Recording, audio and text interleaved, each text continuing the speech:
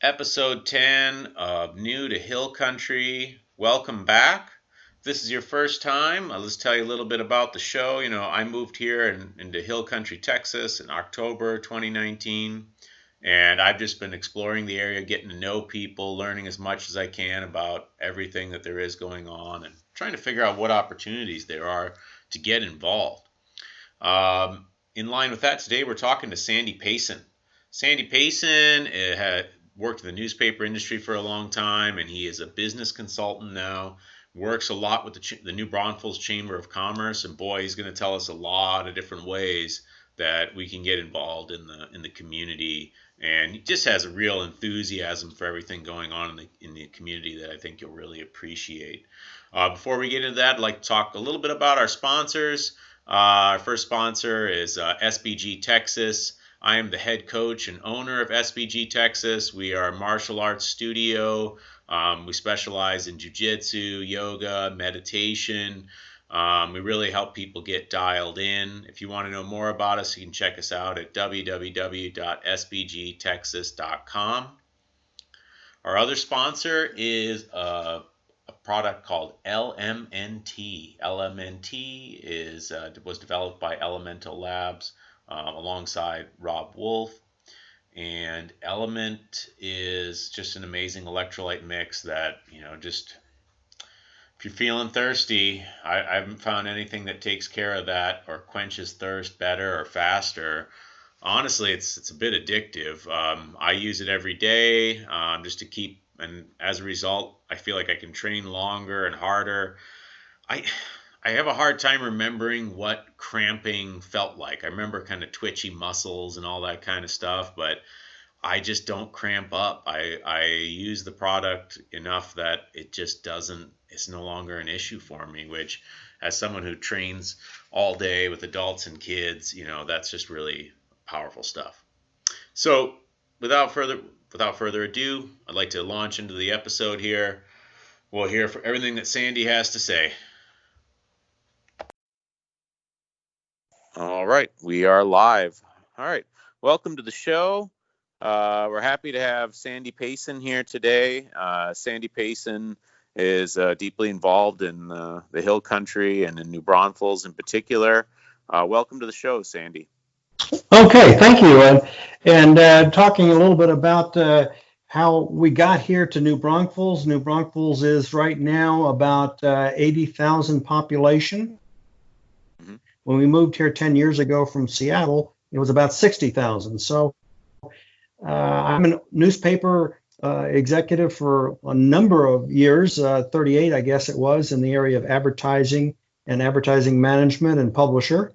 And moved to New Braunfels because I just knew my wife was a Texan, and she grew up outside of Houston, and we both met at Trinity University in San Antonio.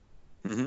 And didn't want to be in a big city, but we found New Braunfels and had been here as a college kid when we came up for Wurstfest celebrations, which is the big German sausage and beer event in early November. So that kind of got us going here, and we came here and wanted to step right into our community as our kids are raised and living on the West Coast. Oh, wow. Okay. So you came to this area about 10 years ago then, is that correct? Yes, we got here in, I think it was the fall of 2009, and immediately I wasn't ready for retirement, but I decided to move away from newspapers after all those years, but still had a lot of abilities in training staffs and doing what I call attitude infusion, helping businesses work with their employees based upon which I discovered that you're much better to hire with attitude and train for skill than it is just to read resumes and hire people. Well, that's interesting. Huh. Can you tell me a little bit more about that? Like if I were... Yeah, I used, there was a called the FISH principle. It was developed in Seattle with the Pike Place Market. And these are the people, if you watch NFL football on Monday nights and they're playing in Seattle, you see people throwing fish and catching it. Well, it's such a commotion and people just love to see this going on. Well, they made a short video 15-minute video about being involved with your customer and being part of a fish business. It's not exactly an ideal and wonderful job because you're dealing with smelly fish all day, ice cold chips. You're sloshing around in your boots and you're serving customers. But the film company came from Minneapolis called Chart House Learning, and they saw that what was going on, and they had four principles that was make their day, be there with their customer, have fun, and choose your attitude. So they made a training about that. So I trained my advertising staff in Seattle when I was working there at the community newspaper.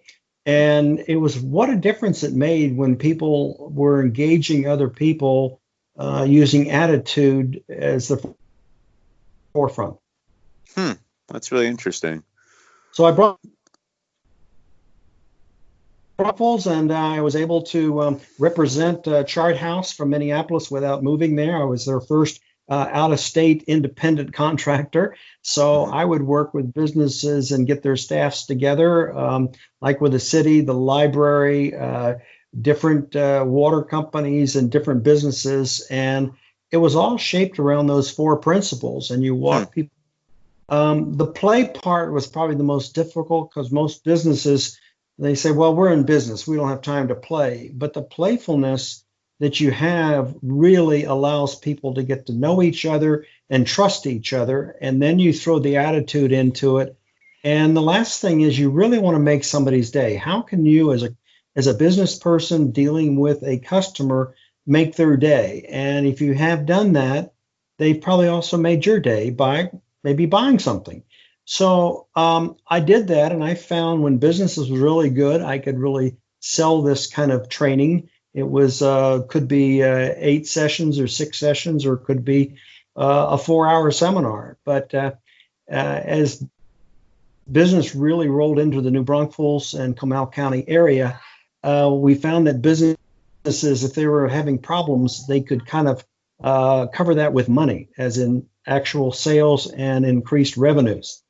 Well, everything kind of changed with COVID. Everybody's been home, and so I don't really do that. That's a sidebar. I work with individual customers, but mostly my main client, I have my own consulting company. My main client is the Chamber of Commerce. And to be brief about that, our Chamber of Commerce is 2,755 members.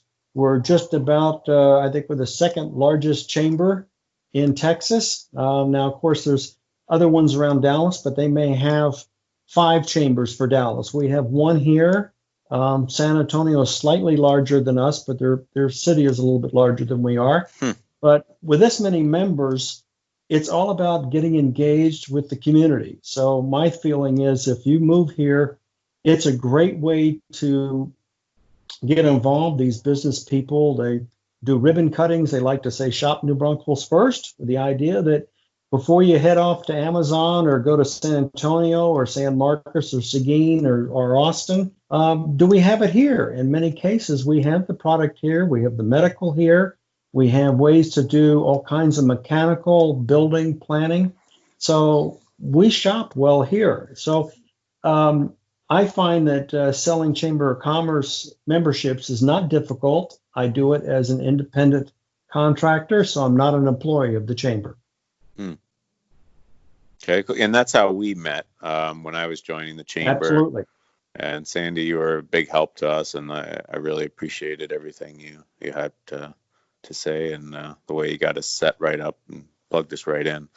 I'd kind of like to wind back to something you were talking about with having businesses play. And I'm just kind of curious if you could give me maybe 1 or 2 examples of what that means. I feel like it is a little vague, and I can understand some people's like resistance to that. And I'm just very curious, how do you approach that? Well, the play part goes back to the fish people. They would not only throw fish to each other, and they're wearing their big orange fish pants, and so they can be protected from the ice and the water, but they're also throwing it to customers. It was a wonderful thing for people visiting Seattle to go to Pike Place Market, which is open Hmm. 365 days a year. Most Hmm. unbelievable marketplace you can ever see, with arts Hmm. and crafts and so much food and flowers. But they'd hear all the commotion going on about the fish store. And I they'd go see. up there and watch these guys throwing fish at each other. And they played with those people. They I loved it. The see. customers, you throw it to them and they catch it or they drop it and they make fun. And when Hmm. you're having fun with a customer, they're right there with them. They're involved I with them. see. Now, can you translate that over to a business? And the idea is that so many people are so uptight about being at work, 8 to 5, getting it done, hammer this, hammer that, get it done. Hmm. But they'd have these little toy fishes. And so they might say, hey, if a guy's a little too tight over in his cubicle, throw that fish at him. And all of a sudden he'd throw it back at you or something. And you laugh a little bit. You can just enjoy people. And I just remember one time when I was training the library here, the library staff at Hmm. New Braunfels, and they hired me because it's always about shush and be quiet and all that kind of stuff in the library. Yeah. And they really wanted to connect more with their customers. And I was going through this training. And I'd gotten through about the fifth session, and they're real tight. I mean, they think, oh, this has got to be so perfect, and they got to be quiet, and they got to do certain things. And I said, loosen up, get engaged with your customers, Hmm. find out if they like a certain author, they might like something else. Can you tell them about a video that you should look at?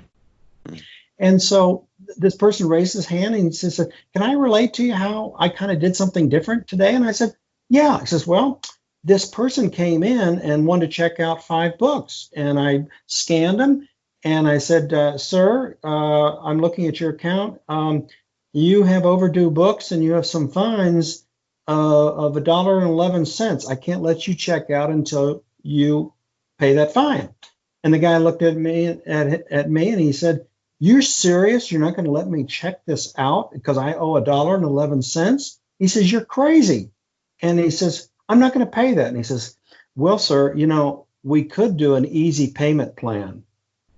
And at that point, the customer melted, started laughing, got his wallet out. He says, my gosh, where did you come up with that one? I don't know. I just thought maybe you want to make installment plans of 7 cents a week. I didn't know what you wanted to do. So anyway, that was an example of being there because he was tuned into instead of just being obtuse and standoffish and say, oh, that's our policy.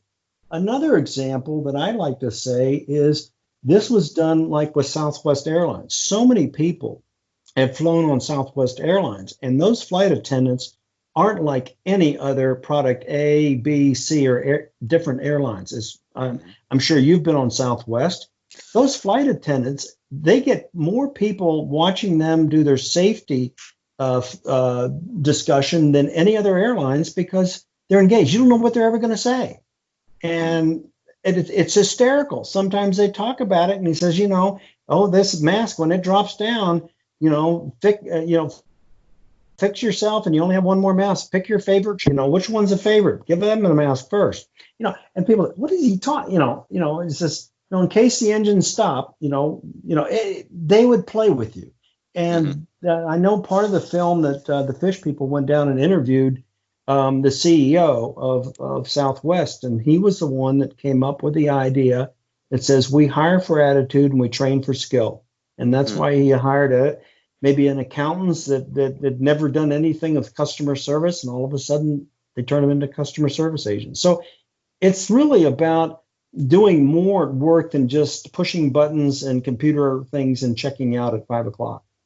That makes a lot of sense to me. I mean, it may sound like some kind of weird stretch, but even here within the gym, and I teach martial arts and stuff like that. Probably the thing of least interest to me in someone who would be interested in coaching at my gym, honestly, their skill is just a very minor component of what I would look for there in trying to hire somebody. Mhm. Attitude being everything, and just are they going to embrace the culture that we're trying to create at the gym, or are they kind of hung up on making sure that people understand their skills and their technical approach to something? Like that to me is of very little interest versus like, are you ready to play with the team here? You know, are you trying to create a community with us, or are you just trying to, you know, just show what you know, sort of? That's kind of what the issues we get into with the martial arts And community. everybody's But different. mm-hmm, They really are. So when you're mm-hmm, training people, you, the trainer, have to really be engaged, or what they say in fish, be there, and to say, I caught up with something here, that here's something we need to work on together because you're different from your mm-hmm, spouse. This is what I think you should look at. But the trainer would never discover that if they weren't really engaged. If the trainer mm-hmm, just says, oh no, this is what I do, we're going to do steps 1, 2, 3, 4, 5, and well, maybe only 2 steps work. So I was asked this last week. The fish people called me because they just wanted my opinion, and I said, you could really roll out the 4 principles of fish, but by the way, after this COVID thing, maybe drop the play right now. Just focus on be there, make their day, and choose your attitude. Those three mm-hmm, principles are really critical when people are trying to get back to work. They're panicking and they said, oh, we got to get our business back up to 100%. No, get it like at a racetrack at the Indy 500. They don't start from a dead stop. They mm-hmm, start behind a pace car, and they mm-hmm, start behind the pace car at 20 miles an hour, 40 miles an hour, and then they start working around the track. And before you know it, they're almost at top speed, and the pace car peels off the track, and the race is on. mm-hmm, So the idea is you can't get to 100% at your restaurant until you first got successfully to 25, 35, and 50% of mm-hmm, business. So you do that by not panicking and saying, okay, this is a great customer. I'm going to be with that customer right now because, gee, they might be back next week. mm-hmm, So I just think that right now they can't blame things. They can't say, woe is me. They have to have the idea that, hey, we're back on the racetrack. Let's go. right, right, Let's get back in, instead of, the old business thought, the process that business people are faced with when they have something like this. It's the 3 F's. They either fight it, or they flee it, or they flow.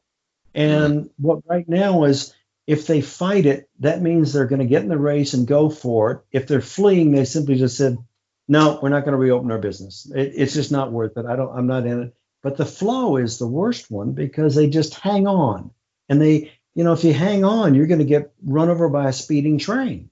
mm-hmm, So the idea is to get in there and fight for your business. And I would say the term right now might be fight to be essential. They said, oh, mm-hmm, essential businesses could open up. Well, gosh, I sell widgets. I am essential. Well, mm-hmm, why? Okay, discover why you're essential and fight for it. mm-hmm. So anyway, that's a sidebar about the No, COVID no, 19. that's great. It's great.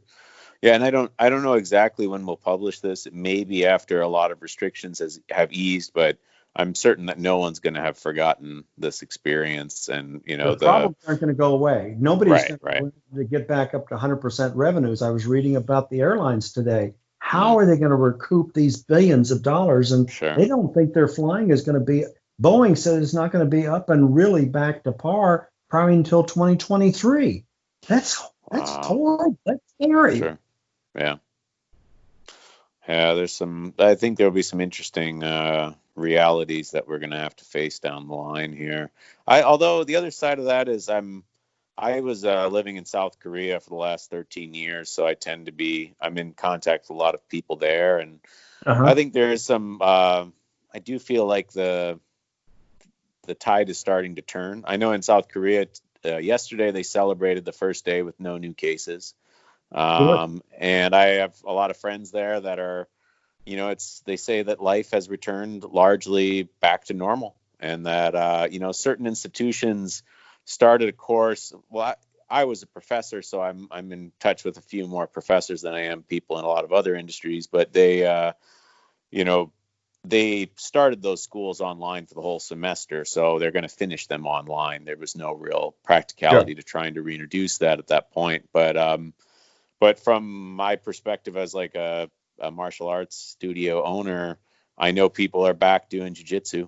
I know that people are rolling on mats together and stuff. And I was just talking to my head coach, John Frankel, yesterday, and he said, he's just coming straight from the gym, and said that people are back, people are really eager to get back to things, is what he Boy, said. they And really so, are. And I think that's that, mm, it gets back to the thought too, is that you have to weigh. risk with reward. And so if we wait until the spring of next year when we don't have any of these virus cases being announced at all, but we don't have any economy, we don't have any money to do anything, Sure. what have we won? So I think if our forefathers, you get back to the Declaration of Independence, the 13 colonies, they all took tremendous risks. They were probably going to be shot or killed for whatever they were trying to do by opposing Great Britain. But they said, we got to do it for freedom. So I think Americans, but I think the human spirit has always been to say, I'm willing to take a little bit of risk. Not somebody used to say to me, he says, oh, it's just do a leap of faith. Well, a leap of faith, you can die from that.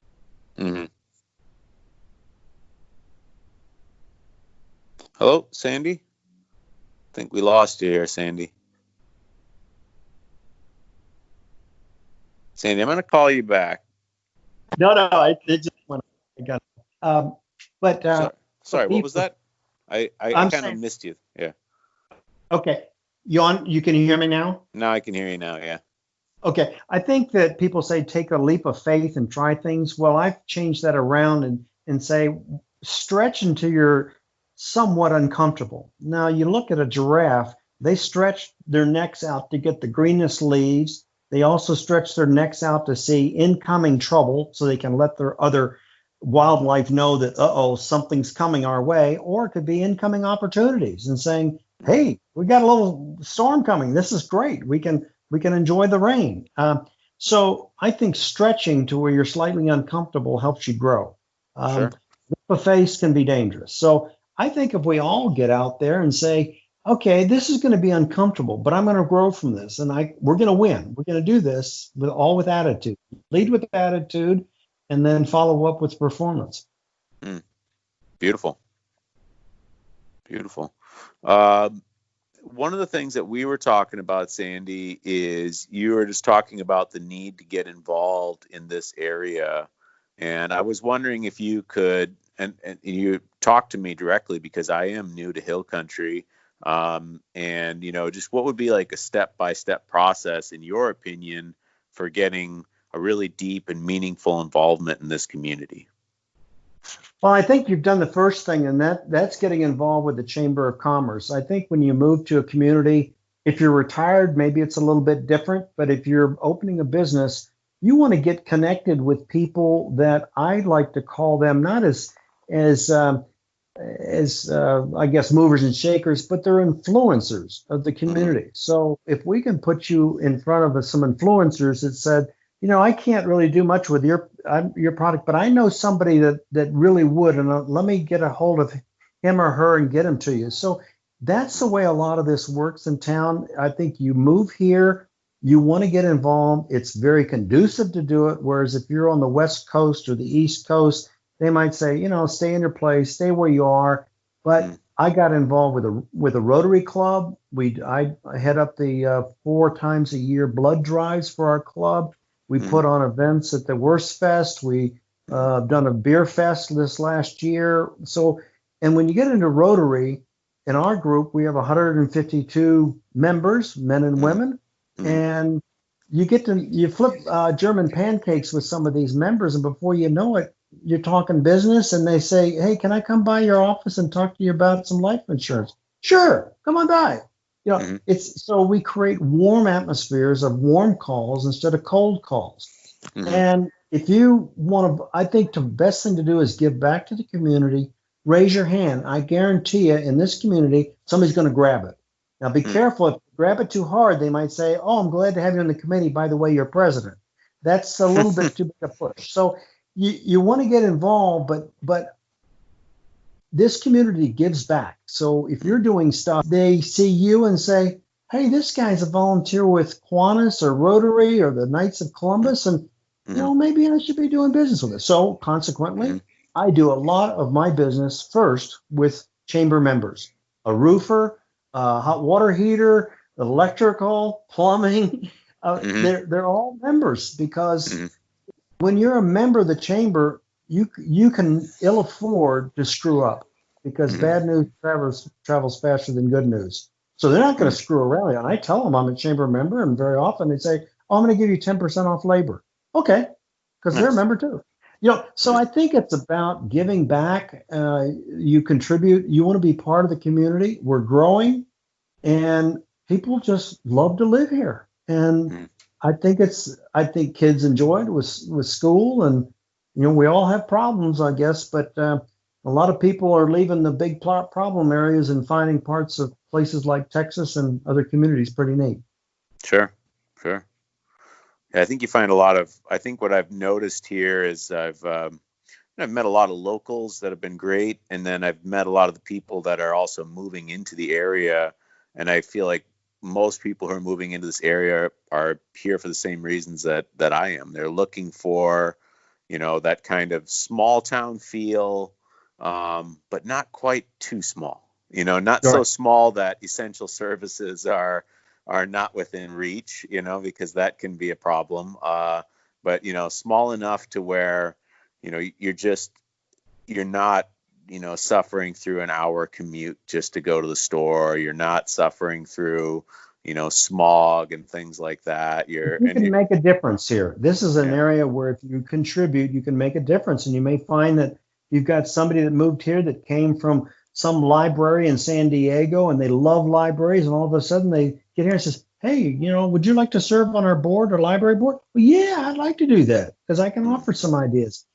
for raising money." These people that have said, "Would you be on a committee that goes and asks people to fund something for a special children's walk or a health walk?" "Oh yeah, I'd like to do that." Or Habitat for Humanity, they got that kind of stuff going on.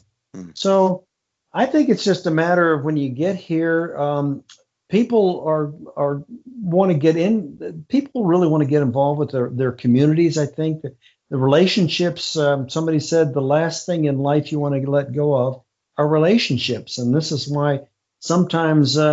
Probably more men than women, when they stop their careers and retire, they got too involved with their retirement. I mean, with their careers, they didn't form enough relationships. But now, Mm.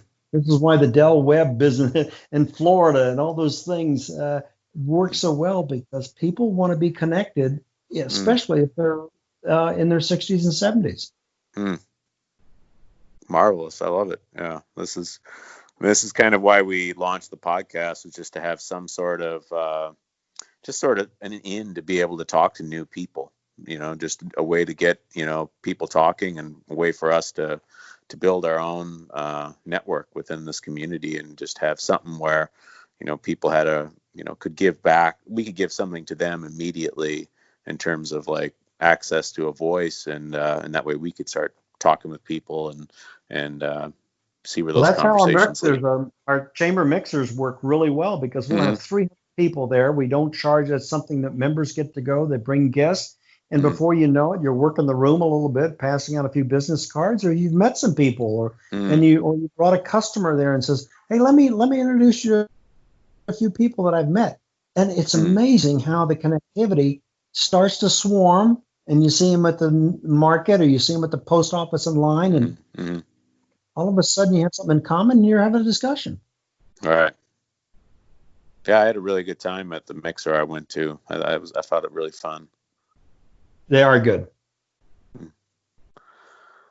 Well, Sandy, it's been a real pleasure having you here on the show. Do you have anything else you'd like to put in, or anything else you'd like to say?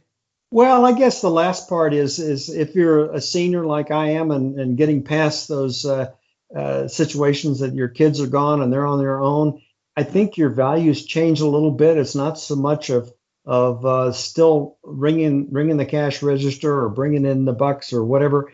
And I think what I've turned around is that with my life, is that I want to do something that is of significance. Instead of just accomplishing and climbing another hill, if you can give back, if you start giving, you're going to get more than you ever gave in the first place. It's amazing how that comes around.